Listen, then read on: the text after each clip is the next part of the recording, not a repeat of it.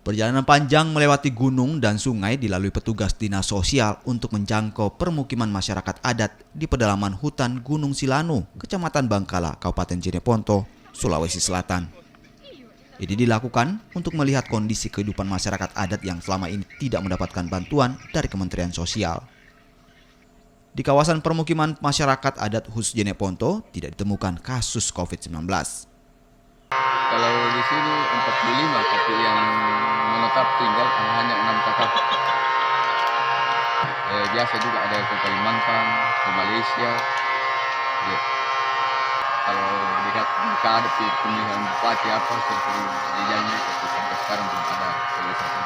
Dari hasil wawancara saya di sana, mereka rata-rata tidak berpenghasilan lebih dari 1,5 per bulan. Jadi itu masuk dalam kategori miskin.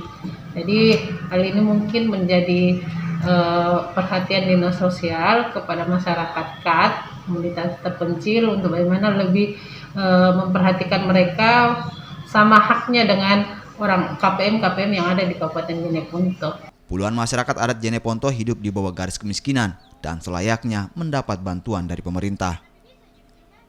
Dinas Sosial Jeneponto juga akan memasukkan masyarakat adat ke dalam daftar penerima bantuan sosial.